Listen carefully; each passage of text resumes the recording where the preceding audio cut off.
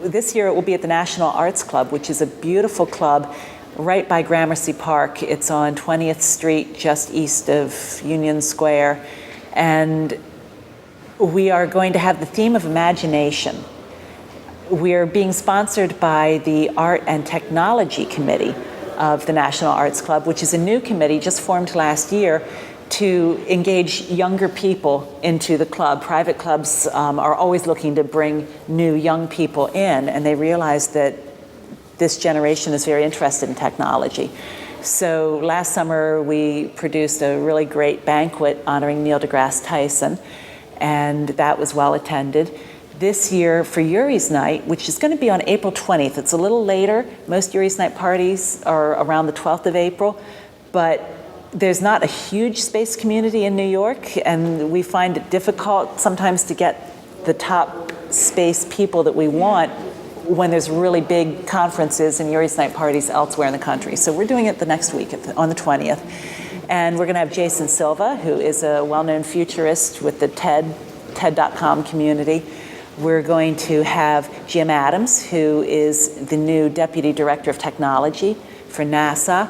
We're going to have a couple of fine musicians from a popular local band called Consider the Source, who specialize in blending Eastern and Western music in complex time zones and complex rhythms, and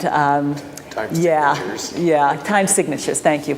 And they're going to speak about the relationship between music and math and how they use music to teach math, which is really, really interesting. Yeah, so we will have space, art, and technology at this event. I have a team who are putting this together. I'm not directly running this party this year because I'm so focused on Teachers in Space, but I expect that the website will be what it always is, which would be yurisnightny.net. And I know that they've already registered on the global website, on the yurisnight.net website, so you can see the party listing there.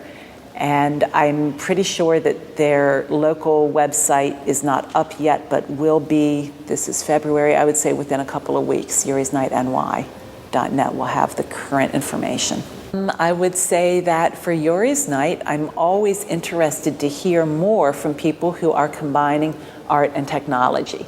So we have fashion designers, we have people from the Broadway industry, whether they are costumers or performers or directors, playwrights, musicians who are doing things that are space themed or that use technology that may have been developed for space. Maybe they're working with robotics or interesting electronic controllers. All the things that make technology fun and encourage people to engage themselves, not to think of technology or space exploration as something that the elite do and we watch, but as something that we can all do and that we can all participate in and contribute to. And it's been really fun for me putting this party on because it's New York, because there are a lot of really talented artists there. When I approach them and say, will you play if you're a band? Will you play at our Yuri's Night party? Oh, what's that? What's a space party? Once they come and they meet the people who come, every time, by the time they're coming off stage, they say to me, this is great, we want to be the first band in space, right? It happens. The artists say, I'm going to paint you a space painting. Costumers start to make me things and give me things to wear.